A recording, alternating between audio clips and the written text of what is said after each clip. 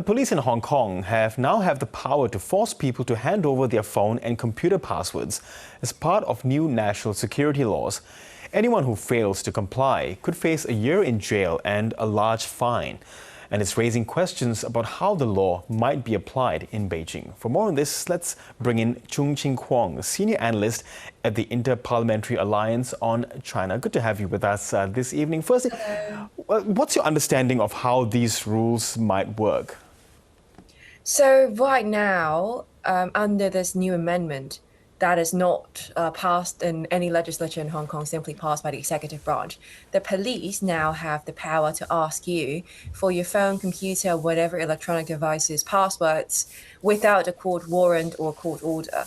So any kind of random policeman can come to you and say, I suspect that you have seditious materials in your phone or computer. In Hong Kong, it can mean a children's book or journalistic work or whatever that is that meets the low threshold of the national security law and sedition. And you will have to hand over your password even though you think you have nothing to hide. Failing to do that would be a criminal offense, and that is actually self-incrimination. Like even in China, if you fail to comply, it doesn't mean that you get into jail. But in Hong Kong, in this new amendment, failing to turn over a password or giving a wrong password or simply because you cannot remember your password correctly can result in 3 years in jail as well. Yeah, so what is Beijing and the Hong Kong government trying to achieve here with these laws?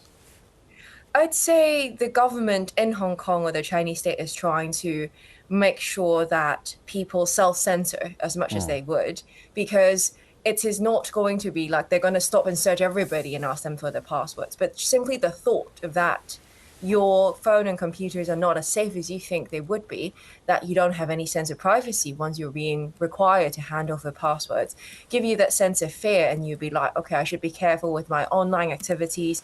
I should not store sensitive materials on my phone, knowing that it might subject to checks. It's already scary enough for people to self-censor, especially under the current Hong Kong regime. The bar for sedition is very low, as I said, like children's book that has any kind of insinuation of opposing the government or any kind of journalistic work that Apple Daily has done or Stan News has done would be seen as seditious in that case. So that is in like introducing a new sense of fear into people's mind. At the same time, it is expanding the power of the police because after the national security law adoption in 2020, they have lost access to certain tools that allow them to break into people's phones and computers.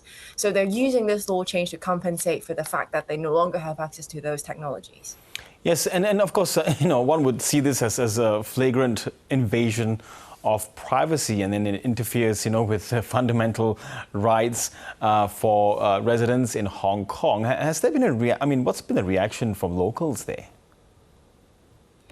I'd say all local Hong Kongers are scared and not sure what to do, even though there are tools that help you encrypt files on your computer, and you have like 2 different sets of passwords that open 2 different parts of the computer.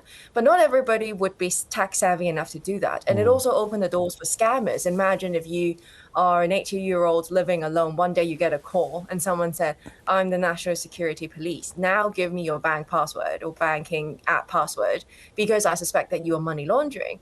A lot of the people will not be able to verify that. And under this law, if I am those people, I'll be like, oh, I'll just give you the password. I don't want to get into trouble. And that opens a huge gap for scammers to exploit for monetary gain. And it should not only bother residents in Hong Kong, like people who are traveling into Hong Kong, employees of multinational corporations, all those people will be affected. And imagine if you are a tech person that holds like sensitive data of your company and you are being required because you are a foreign force, quote unquote, then you need to give over your password. You're actually giving way to like leak of sensitive data of your company as well, or companies with employees who are being checked. The company itself are liable to give password or they will be in trouble as well. So all these adding up, it builds up to a very complicated picture that no one actually knows how to navigate. And to make it even more complicated, would foreigners be exposed to this? Could they be, if they arrive in Hong Kong at the airports, could these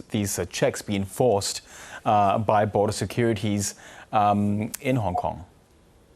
It can. So right now, the new amendment gave the customs the power to confiscate sedition material if they suspect it.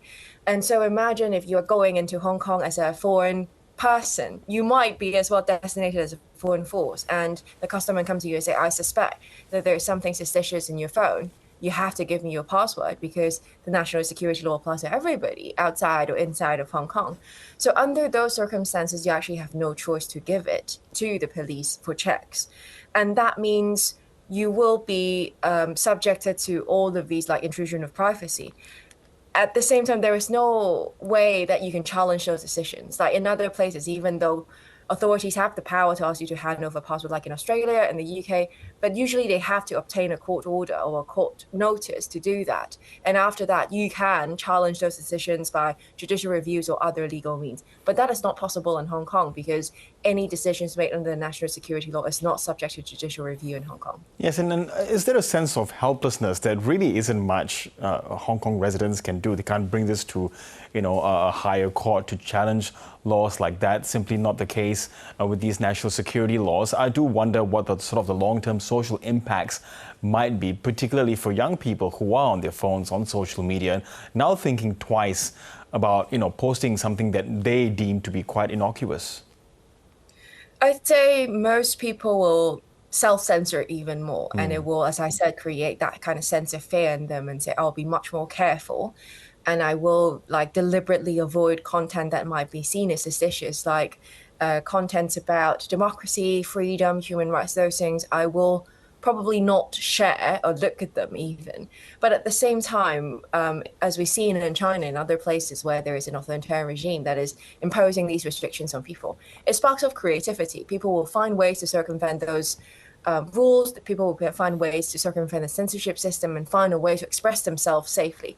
So I wouldn't lose all hope, but it seems very frustrating at the first glance of knowing that this law will be imposed in Hong Kong.